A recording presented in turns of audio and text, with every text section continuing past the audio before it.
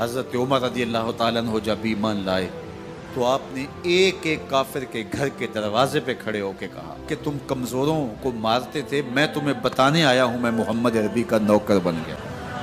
بلکہ آپ نے اعلان کیا جس نے اپنی بیوی کو بیوہ اور بچوں کو یتیم کروانا ہو اور اپنے ماں باپ کی کمر کو جھکانا ہو وہ عمر کے مقابلے میں آئے۔ اللہ اکبر۔ زنیرہ نامی ایک خاتون تھی، بہت کمزور،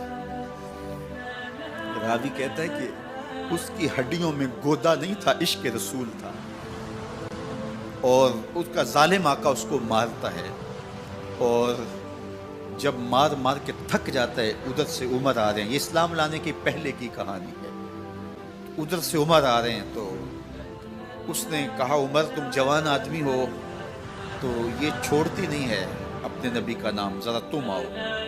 عمر کوڑا پکڑ لیتے اسے مارتے مارتے مارتے تھک جاتے ہیں تو پانی پینے لگتے ہیں، تو کہتے ہیں مجھے تیرے پہ ترس نہیں آیا لیکن میں ذرا پانی پینے لگا ہوں، اور پھر گلے کے اندر ڈال کر کے کوڑا اور اس کی رسی کو بل دیتے ہیں اور اس کی آنکھیں باہر نکل آتی ہیں اور کہتے ہیں بلا اپنے نبی کو جو تیری آنکھوں کی بینائی واپس کرے۔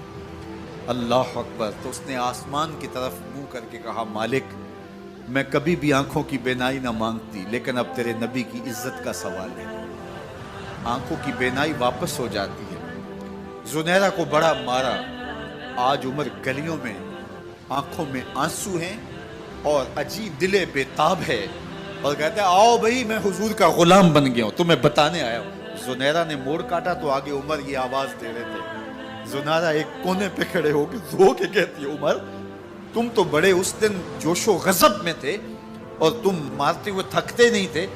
تو عمر نے کہا زنیرہ اس دن میں نے دیکھا نہیں تھا، اب میں محمد عربی کو دیکھ آیا ہوں۔ جنہ ویکھیا نہیں ہو کرن گلاں، جنہ ویکھیا نہیں ہو کرن گلاں، جنہ ویکھیا ہو تے بول دے جڑے محرم راز حقیقت دے اور راز حقیقت کھول دے۔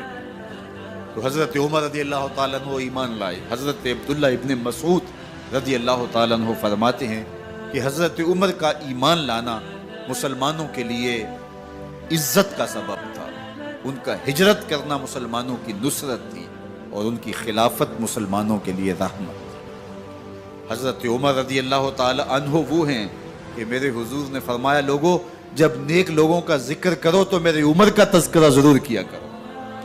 میرا عمر وہ ہے کہ جب وہ ایک سمت سے آ رہا ہو، ایک گلی اور بازار سے آ رہا ہو تو شیطان بھی آ رہا ہو عمر کو دیکھ کے راستہ تبدیل کر لیتا ہے۔ حضرت عمر رضی اللہ تعالی عنہ کی طبیعت کے اندر جو جاہ و جلال تھا، طبیعت کے اندر جو سختی تھی، وہ اسلام کے اندر آ کر بھی قائم رہی، اور آپ نے وہی سختی وہی جاہ و جلال جو پہلے مسلمانوں کے خلاف تھا اب کفار کے خلاف، منافقین کے خلاف حضرت عمر کی طبیعت کے اندر وہ جوش و خروش بدستور موجود ہے۔ لیکن جس دن آپ خلیفہ بنے تو اس دن آپ نے ممبر پہ چڑھ کے جو خطبہ دیا اس میں کہا لوگوں میں سخت اس لیے تھا کہ رسول اللہ نرم تھے، پھر میں سخت اس لیے تھا کہ حضرت ابو بکر صدیق نرم تھے، اب میں تخت خلافت پہ بیٹھا ہوں، اب میری سختی جو ہے وہ نرمی میں تبدیل ہو گئی، صرف فاسقوں فاجروں اور باغیوں کے لیے میں سخت ہوں، باقی تمہارے لیے نرم ہوں۔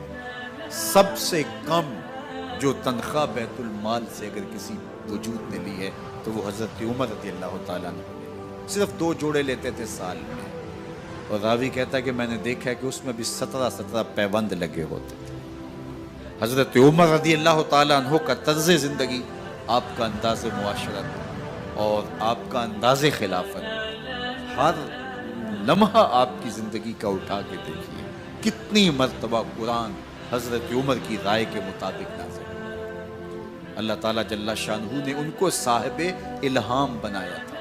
ہر امت میں کوئی صاحب الہام ہوتا ہے، حضور کی امت کا صاحب الہام حضرت عمر رضی اللہ تعالیٰ، اور آقا کریم نے انہیں اپنا وزیر قرار دیا۔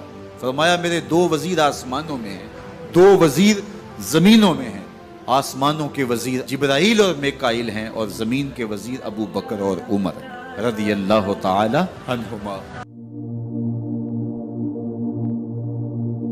ایک دن حضرت عمر بیٹھ کے رو رہے تھے تو کسی نے کہا حضرت رو کیوں رہے ہیں؟ فرمایا کہ میں اس لیے رو رہا ہوں کہ فلاں پل سے بکریاں گزری ہیں، تو پل کے اندر شکستگی تھی، ٹوٹا ہوا تھا پل درمیان میں، اس میں ایک بکری کی ٹانگ ٹوٹ گئی ہے۔ تو میں ڈرتا ہوں کہ میرا رب یہ نہ پوچھے کہ عمر تو نے پل صحیح تعمیر نہیں کروائے تھے کہ ایک بکری کی ٹانگ کیوں ٹوٹی ہے۔ یہ ہیں حضرت عمر رضی اللہ تعالی عنہ۔ اللہ اکبر۔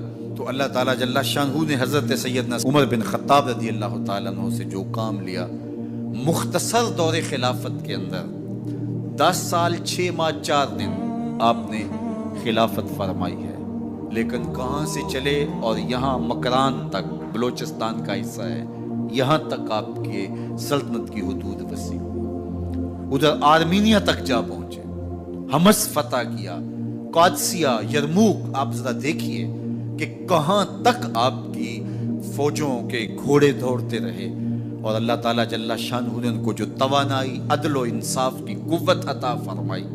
اللہ اکبر۔ جب زمین پہ عدل کیا ہو تو زمین بھی حکم مانتی ہے، اور حضرت عمر وہ تھے جن کا حکم ہوائیں بھی مانتی تھی، زمین بھی مانتی تھی، جن کا حکم جو ہے وہ آگ بھی تسلیم کرتی تھی اور دریا بھی ان کا حکم مانا کرتے تھے۔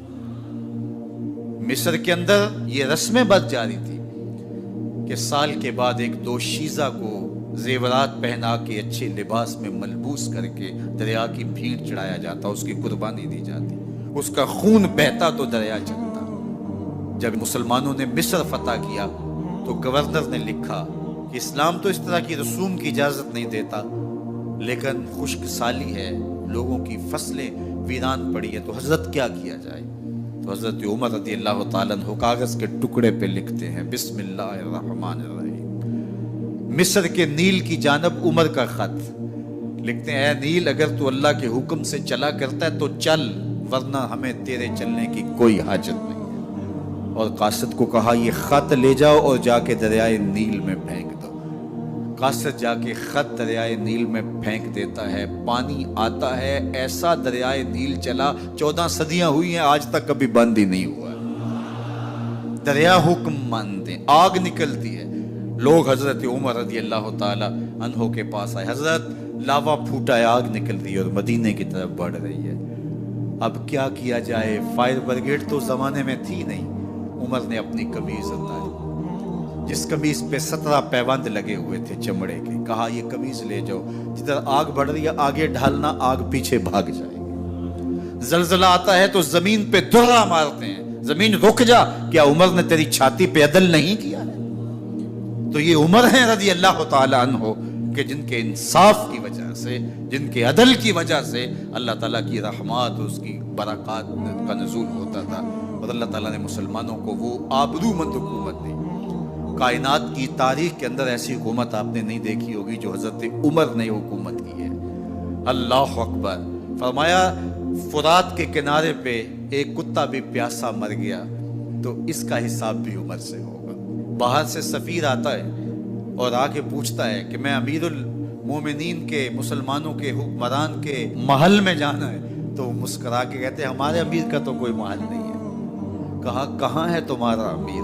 کہا مسجد نبوی میں ہوگا یا بیت المال کی اونٹوں کی دیکھ بھال میں لگا ہوگا۔ وہ جب گئے تو مسجد میں نہیں ہے، اللہ اکبر، وہاں گئے تو وہاں بھی نہیں ہے۔ پھر کیا دیکھتے ہیں کہ عمر رضی اللہ تعالی عنہ جنت البقیع کے پاس ایک درخت کے نیچے اینٹ کا سرانہ رکھ کے سوئے ہوئے، تو اس نے کہا عمر تو نے عدل کیا ہے، تجھے کچی اینٹ پہ بھی نیند آ گئی، ہمارے حکمرانوں نے انصاف نہیں کیا، اور وہ بند اور محفوظ کمروں کے اندر بھی سکون اور چین کی نہیں سو سکتے۔ حضرت سیدنا عمر رضی اللہ تعالیٰ عنہ نے اس طرح ان امور سلطنت نبھائے۔ آپ دن کو لوگوں کی دیکھ بھالی کرتے، لوگوں کی ضروریات سنتے سمجھتے، اور جب رات پڑتی لوگ سو جاتے، عمر مدینے کی گلیوں میں پہرا دیتے۔ کائنات نے کوئی ایسا بھی حکمران دیکھا ہوگا؟ اللہ اکبر۔ وہ مجاہد جو مختلف محاذات پہ گئے ہوئے ہوتے، ان کے گھروں کی دیکھ بھالی کرتے، ان کی ضروریات کا خیال رکھتے، ان کی آبرو کا پہرا دیتے۔ راتوں کی تنہائیوں کے اندر حضرت عمر اٹھتے اور جا کے گشت کرتے، چکر لگاتے، دیکھتے کوئی آنکھ پر نم نہ ہو، مفلسی کا کسی گھر میں ماتم نہ ہو۔